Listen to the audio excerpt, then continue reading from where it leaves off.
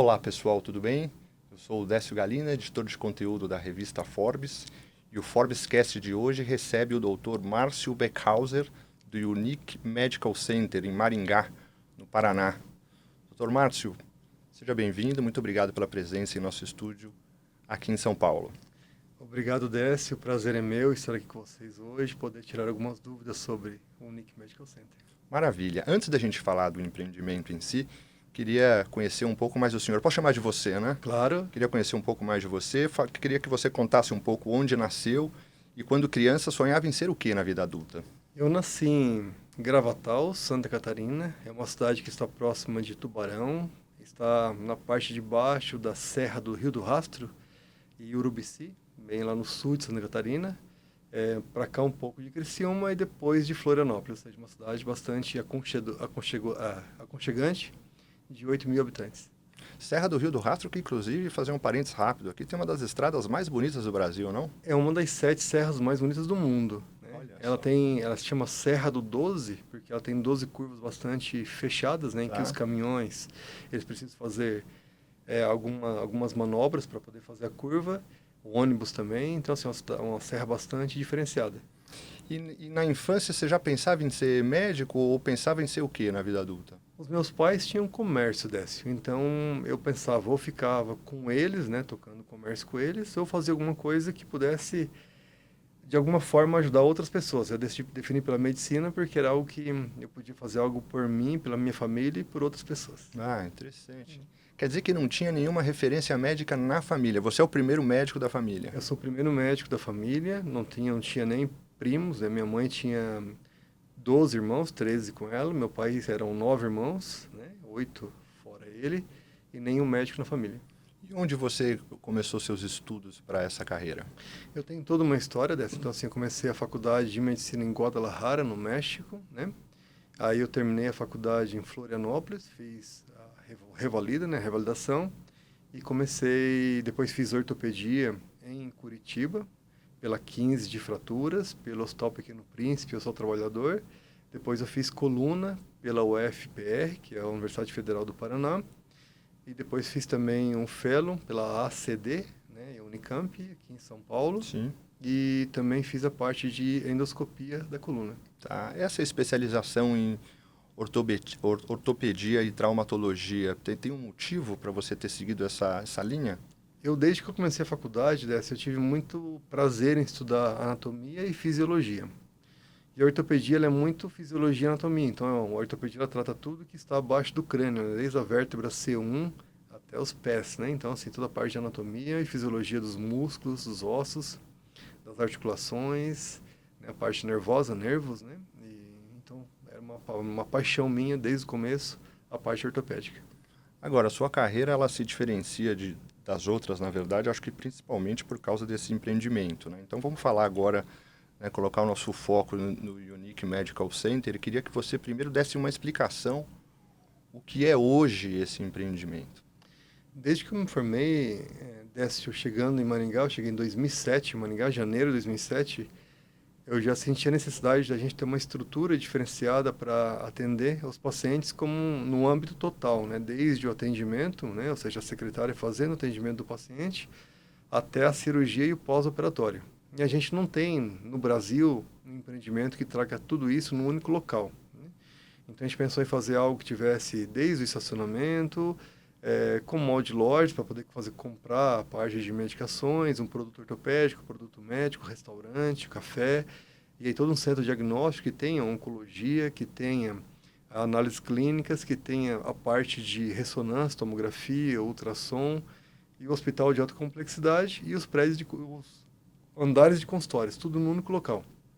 Aí a gente pensou bastante nisso, foi planejando desde 2007, aí o Gustavo Dantas, que é meu sócio, meu irmão, que chegou aí também em 2007 da França, ele trouxe essa ideia de lá, que existia isso, e a gente começou a fazer esse estudo. Dando um passinho para trás, essa sua chegada em janeiro de 2007 em Maringá, você já foi de Malicuia? Ou você foi lá por um motivo específico? Você já Eu, não- queria mudar para lá? eu tinha algumas cidades dessas, que no Brasil já está formado em ortopedia, né, que precisava de ortopedista. E Maringá era uma cidade que se diferenciava por ser considerada várias vezes como a melhor cidade para se viver, uma boa cidade para se criar filhos, uma boa cidade para se investir, né? Então eu pensava em Maringá como algo bom para os meus filhos, para eu levar a minha esposa e fazer a minha vida, né? Então foi a partir daí que a gente definiu por Maringá.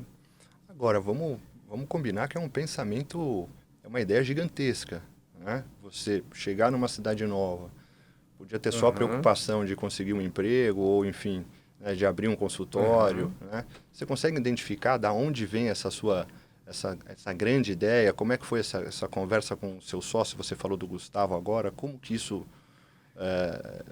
isso foi se cristalizando entre vocês? Como meus pais eram comércio desde o início da minha vida, né? Ou seja, com 2, 3, 4 anos de idade, eu sempre fui muito de bom dia, obrigado, volte sempre, né? Eu tive uma coisa muito de atender bem ao cliente, né? Sempre com muita humanização. E aí depois eu adentrei nessa parte de comércio junto com meus pais. Eles faziam venda de carnes, né? Torresmo, linguiça, né? Ou seja, toda a parte que tinha açougue, tinha um mercado. E eu sempre gostei muito dessa parte de atender bem ao cliente, com total humanização, né? Na época a gente não conseguia ter muita inovação em tecnologia, porém a gente conseguia ter humanização, que eu achei sempre que era o que mais fazia as pessoas gostarem de viver e de ser atendidos em algum local, né? E aí depois eu trouxe isso para a medicina. E aí eu precisava adentrar essa parte na medicina. E eu trouxe isso desde 2007, quando cheguei em Maringá, para esse momento, né? Ou seja, como fazer algo extremamente humanizado, não esquecendo nunca a parte de inovação e a parte de tecnologia. Perfeito. Você falou do Gustavo, seu sócio, mas o começo do Unique Medical Center está ligado a 11 médicos que se uniram, perfeito? Entre 2007, 2008, 2009, em 2009 eu fiz primeira aproximação, foi na feira hospitalar aqui em São Paulo, tá? E aí eu fiz a minha primeira aproximação com uma empresa de arquitetura, para começar a adentrar como fazer o empreendimento, quais eram os passos, né, desde o projeto preliminar, depois o anteprojeto, projeto legal, projeto executivo, encontrar o terreno, fazer o que a gente chama de estudo de impacto de vizinhança, encontrar um terreno que tivesse verticalização, tudo isso aí a gente começou a estudar desde 2009, né? Depois de 2007 a 2009 foi só ideia, 2009 começou toda essa parte de começar realmente a estudar, e 2011 montar o grupo com 11 médicos. E eles já se conheciam de algum lugar específico? Vocês eram amigos? Tinham uma relação anterior aos negócios? Não, esses amigos foram criados entre 2007 a 2011, né? Então, nós juntamos esses 11 amigos, alguns ortopedistas, cardiologistas, cirurgião geral, radiologistas, ou seja, juntamos todo esse grupo para botar todos eles no mesmo pensamento, que era fazer um empreendimento de saúde que fosse bom para toda a população de Maringá e arredores. Seu sócio Gustavo, você citou que ele trouxe uma referência Da do França, exterior, da né? Você França. poderia falar mais dessa referência e também dizer se existia na época alguma coisa no Brasil parecida? Não tinha dessa. O Gustavo ele se formou na França, né? Ou seja, ele fez ortopedia durante 6 anos no Brasil, depois fez 6 anos de medicina, 3 anos de ortopedia, depois fez a parte de joelho no Brasil e fez 1 ano e meio de joelho em Lyon, na França, com o Chambá, né? Que era um dos melhores do mundo, uma referência mundial. E quando ele chegou em Maringá em maio de 2007, a gente pegou e juntou aquilo que eu já pensava, com o que trouxe de experiência da França, para juntar num único local, o hospital, ou próximo um do outro, né? O prédio de consultórios, o centro diagnóstico e tudo que isso traz de benefício para o paciente. Perfeito. Qual a importância de formar um grupo de médicos com uma formação multidisciplinar, com diferentes visões e know-how distintos? Quando você chega no hospital dessa, você precisa desde o pronto atendimento, onde está lá geralmente o clínico geral, que atende a parte clínica, o cirurgião geral, que atende a parte de cirurgia geral, como apendicite, uma vesícula inflamada, uma lesão no intestino, um paciente que chega com uma hérnia inguinal, e assim por diante, esse é o cirurgião geral. Também neurologia, né? A gente não tem neurologia no grupo inicial, mas hoje nós temos, que é a parte de neurologia, todo que integra nessa parte, como uma simples dor de cabeça, até mesmo um AVC, né, que é um acidente vascular cerebral e assim por diante. E aí o anestesista, que faz a parte de atendimento no centro cirúrgico, e radiologista, que faz a parte diagnóstica. Então, assim, sempre montando um grupo que fosse multidisciplinar. Tá. E a decisão, você já me falou, já ficou claro, né, a questão do atendimento, né, da onde veio a sua referência no comércio dos seus pais e tal, mas a decisão de privilegiar uma UTI humanizada, né? Explica primeiro o que é uma UTI humanizada e como vocês conseguiram chegar nesse conceito no Unique Medical Center. Primeiro entender o que é UTI humanizada. É uma UTI em que, primeiro, tem que ter uma luz natural, ou seja, não pode ser um ambiente enclausurado. Segundo, com uma entrada independente para acompanhantes, para eles não adentrarem na UTI em meio aos outros pacientes. Terceiro, tendo um toalete, um WC individualizado para cada acompanhante de paciente. E o box também individualizado, né? Tudo isso dentro da UTI para criar um ambiente mais propício à melhora do paciente. Geralmente o paciente que tem uma idade um pouco mais avançada, a terceira idade ou a melhor idade, ele começa a entrar em delírio muito rápido. Geralmente o delírio está associado com a falta do acompanhante e a falta de luz natural, não saber o que é dia e o que é noite. E quando você cria esse ambiente, o paciente tem uma melhora mais rápida.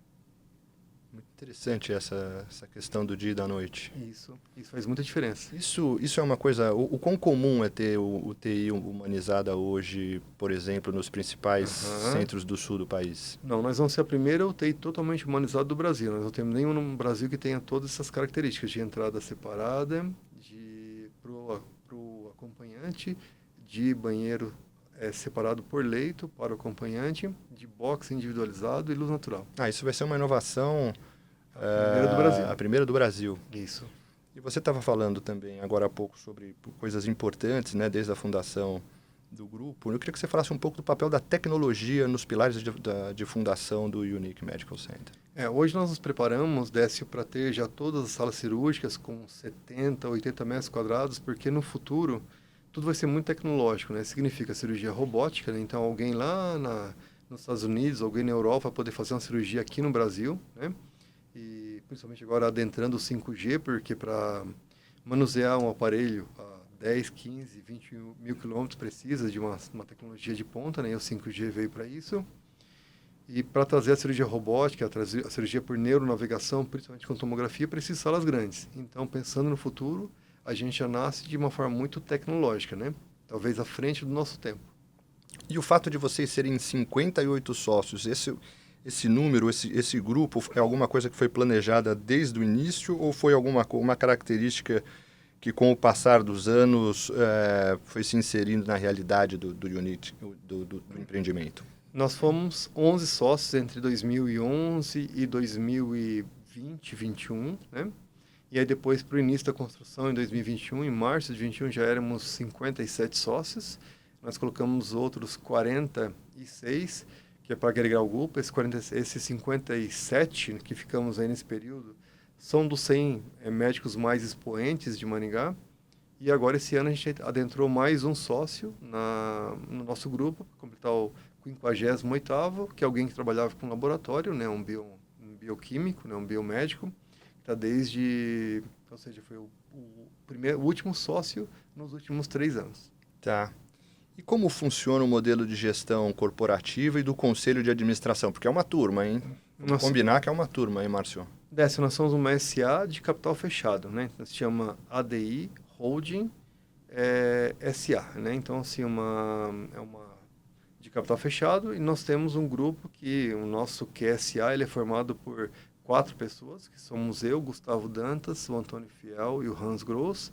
Nós temos 2 consultores externos, que é o Carlos e o Nelson, né? São 2 consultores com experiência também nesse mercado de governança corporativa. E nós temos uma governança muito bem estruturada, né? Desde toda a parte de compliance, tudo que exige uma SA.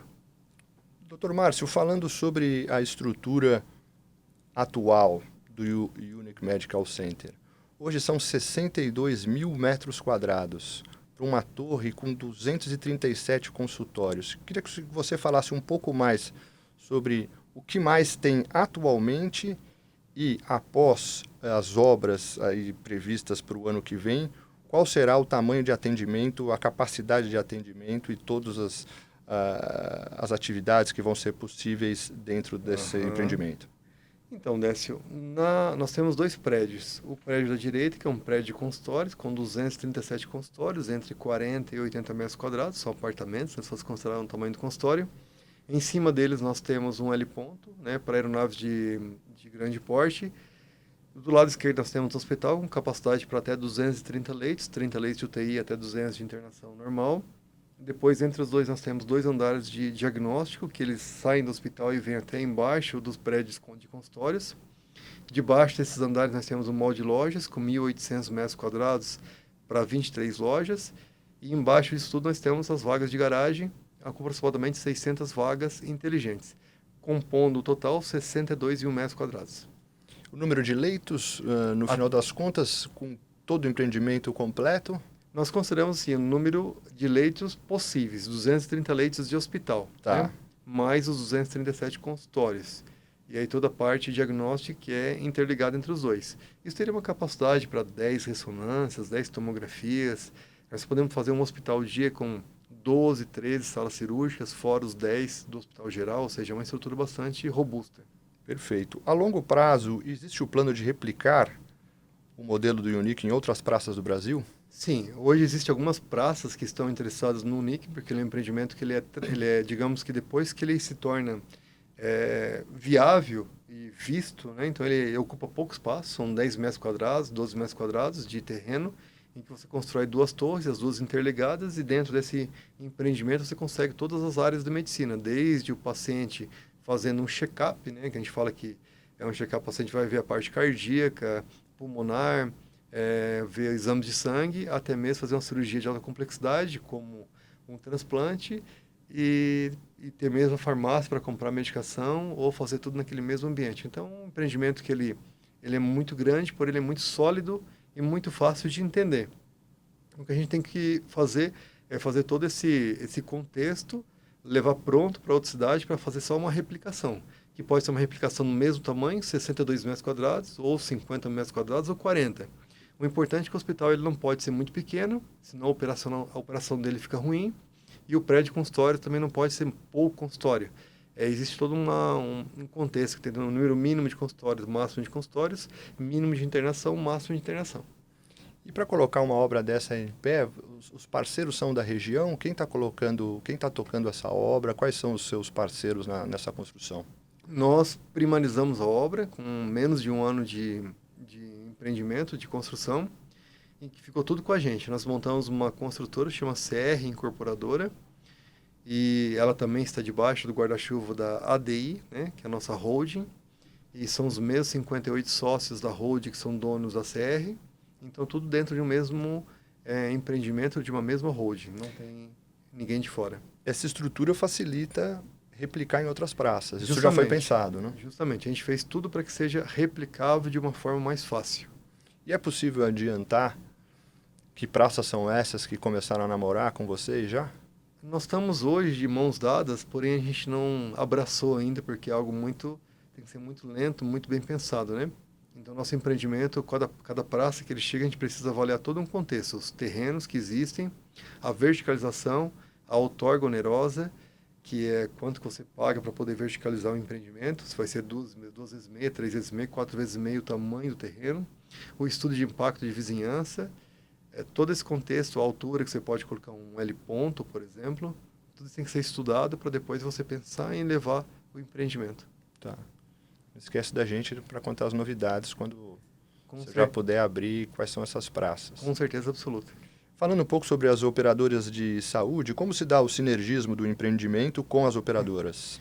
Isso é uma coisa que a gente pensa bastante, porque eu acho que existe, hoje, a maioria dos hospitais do Brasil trabalha com o que a gente chama de fee for service, que quando você adentra ao hospital, você vai fazer uma cirurgia, pode ser uma apendicectomia ou uma amigdalectomia, e a conta ela fica aberta. Quanto você gastar, você, digamos que preenche um cheque, vai ser encaminhado para a operadora de saúde, ela vai ver se foi usado ou não e faz o pagamento.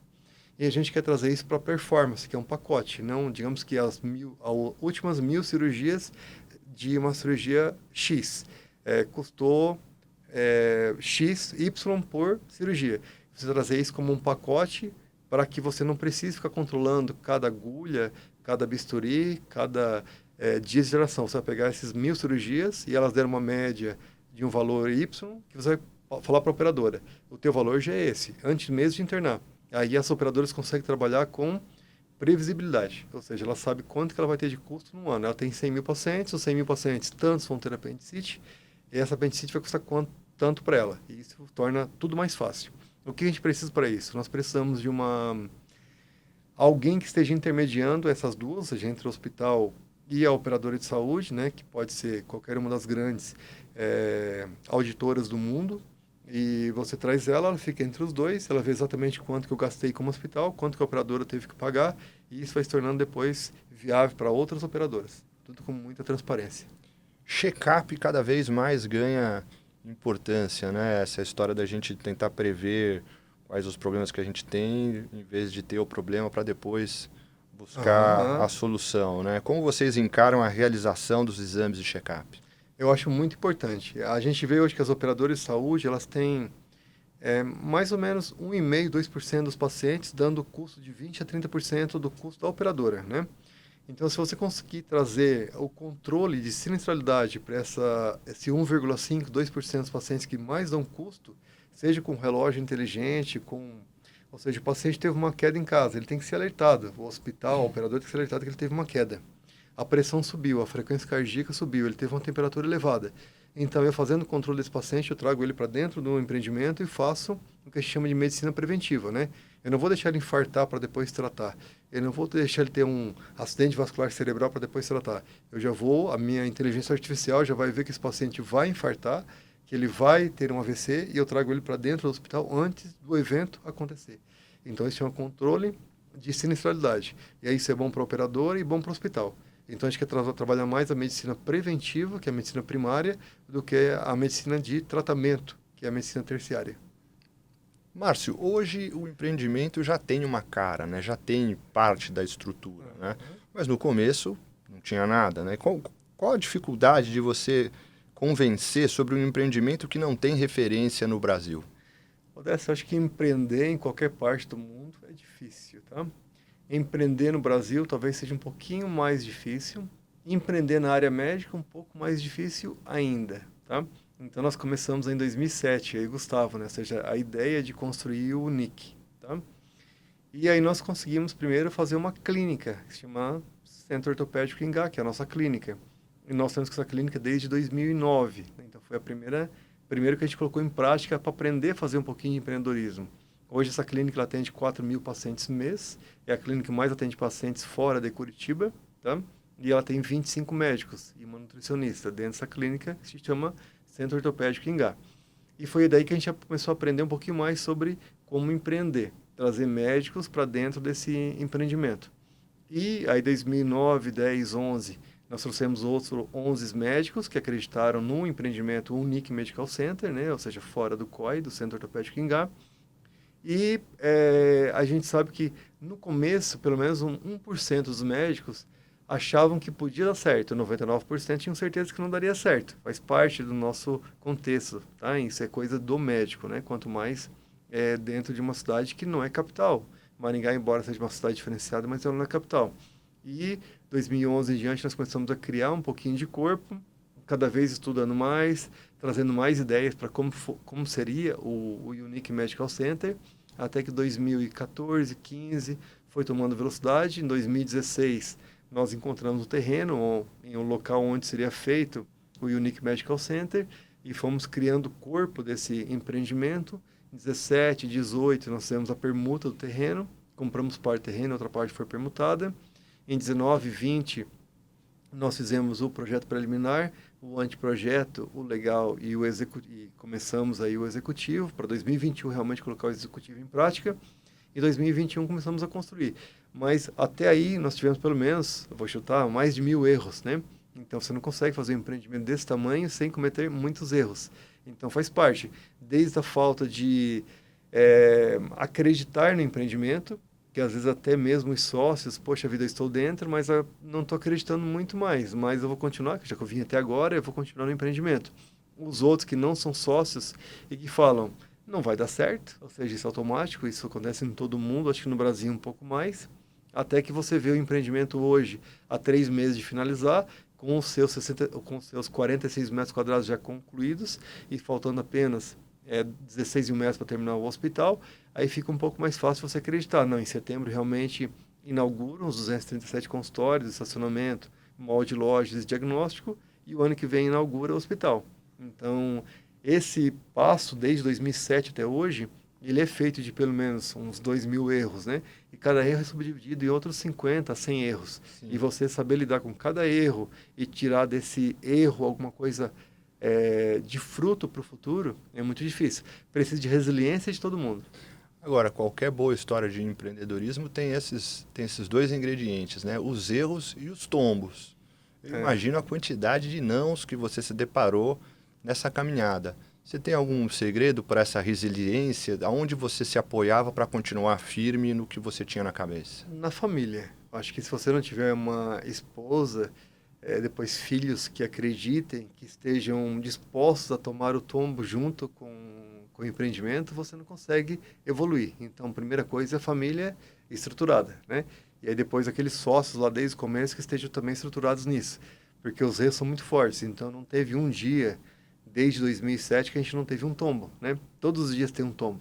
E como você ter o tombo e depois continuar, que é o mais difícil, né? E mais você vai aprendendo. E chega um momento que o tombo já não te afeta mais. Então, o tombo ele já vira rotina, né?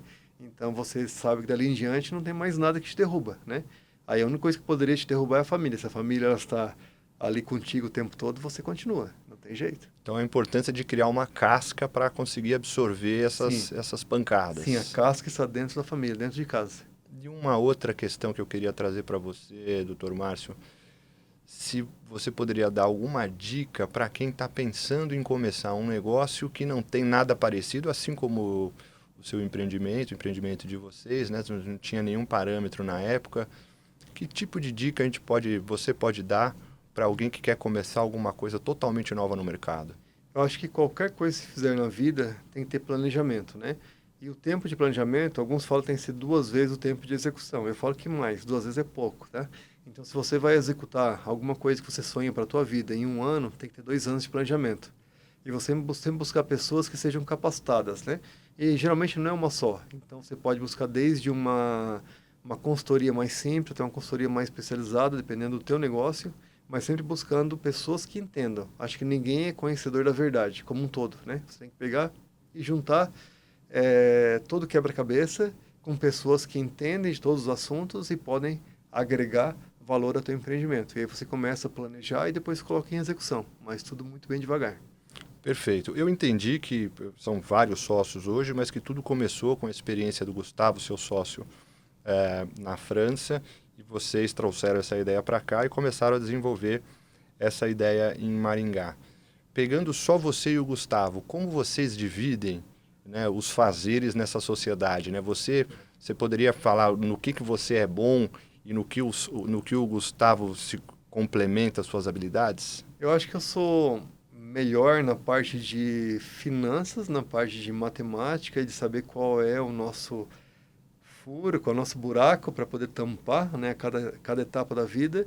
E o Gustavo é um pouco mais de racionalizar a execução. Então, eu trabalho em cima da parte financeira, de qual vai ser o próximo passo, o Gustavo em cima da execução, e os dois juntos nos complementamos, né? Então, essa é a... Isso pode ser uma boa dica para quem está começando também, buscando um sócio, né? Ter ali não só habilidades complementares, mas também personalidades que se complementem, né? Eu acho que o que mais faz não dar certo um empreendimento é você trabalhar sozinho, você trabalhar sem pessoas ao redor para te ajudar. Nunca é uma pessoa só. Nenhum empreendimento desse sai com uma pessoa única, né? Então, se você não tiver um grupo te ajudando, não acontece. Perfeito. Para a gente ir finalizando, falar um pouquinho mais sobre os seus hábitos, para ver se a gente pode usar os seus hábitos aí como um exemplo, né, para quem quer cuidar da saúde. Você faz exercícios com frequência, doutor? Eu falo que, assim como um gato, todo dia acorda e faz o seu alongamento, eu também faço os alongamentos todos os dias, né? Então, eu faço a minha prancha para tentar deixar o corpo mais fortalecido. No final do dia, eu faço aí alguma coisa aeróbica para poder também manter a parte cardiovascular sempre ativa. E não esquecendo nunca da boa postura, porque isso é importante para a vida. Deixa eu sentar aqui direito. É interessante isso que você falou, porque normalmente as pessoas falam, pô, eu não tenho tempo para isso, né? São pequenos hábitos, né, que não precisam ocupar muito tempo na agenda, que podem fazer toda a diferença realmente, né? Eu falo que não é perda de tempo, é investimento de tempo, né? Então, assim, quando você não perde, você se dedica 1 hora, 2 horas por semana a fazer algum tipo de exercício, você não está perdendo tempo, você está investindo na saúde. E isso vai te trazer menos problemas para toda a vida, né? Ou seja, menos problemas cardiovasculares, que é a principal causa de morte, tumores e assim por diante. Tá. E sempre os bons hábitos, né? Por falar em bons hábitos, tem algum cuidado especial com a alimentação? Sim, eu acho que num prato, né, Décio, nós temos que ter aí uma palminha de verde, né? Um pouquinho de amarelo, um pouquinho de vermelho, nunca mais que uma palma da mão de vermelho, certo? Para poder ter uma alimentação saudável. Essa da palma da mão é excelente, hein? Sim. Hoje à noite eu já vou colocar isso lá em Aqui, ó, casa. a carne não pode ocupar mais que a palma da mão. Mesmo lá no sul, o pessoal adorando uma carne, essa recomendação... Dá para exagerar uma vez por semana, Décio, tá? Uma Assim, vez por semana? Uma vez por semana. 2 mãozinhas? No máximo, Tá no bom. máximo. Tá bom. E com pouco sal. Perfeito, perfeito. E sobre sono, quantas horas são suficientes para você recuperar e estar pronto no dia seguinte, para colocar uma obra dessa em pé? A literatura mundial é muito, muito sábia nesse ponto, né? Então nós temos que ter pelo menos umas 6 horas de sono por noite para adulto, né? E pelo menos umas 8 horas para criança. E depois, na terceira idade, começa a diminuir um pouquinho de novo, vai para 7 horas. Então tem um período mínimo. Cada pessoa tem o seu umbral, né? Então, criança, 8 a 11 horas. Para adulto normal, umas 7, 8 horas. E depois, na terceira idade, também umas 7 horas. Você consegue levar isso à risca? Consegue dormir? As minhas crianças dormem 8 e meia, 9 horas da noite, então eu vou dormir lá pelas 10 e acordo às 5. Vai dar umas 7 horas, 6 horas e meia, 7 horas. Tá bem. E hobby, algum hobby, doutor? Eu gosto de brincar com meu filho, né, com a minha filha, então bater uma bolinha bem devagar, sem forçar, sem risco de machucar o joelho, o quadril, acho que é importante. Perfeito. Doutor, tem algum ponto que a gente não tenha tocado aqui sobre tanto a estrutura quanto as especialidades desse empreendimento que a gente não tenha falado e que você gostaria de destacar? Eu acho que hoje a medicina ela está precisando de bons médicos, mais que nunca, porque a nossa população está envelhecendo, né? O envelhecimento ele traz consigo algumas alterações, como problemas cardiovasculares, câncer e artrose, né? Ou seja, que são o desgaste de articulações. Então o mundo precisa inovar um pouquinho mais, precisa trazer novas tecnologias para poder diminuir aí o risco de ter um infarto, de ter um acidente vascular cerebral, de ter um câncer e de ter um desgaste de articulação. E nós, naturalmente, nos lembrarmos de não fazer atividades em excesso, né? Ou seja, tem que fazer exercício físico, mas também sem excesso. E sempre buscando uma boa alimentação para poder ter uma vida mais saudável. Perfeito. Doutor, muito obrigado pela conversa. Obrigado a você, Décio. Excelente. Obrigado. Nos vemos no próximo Forbescast. Obrigado.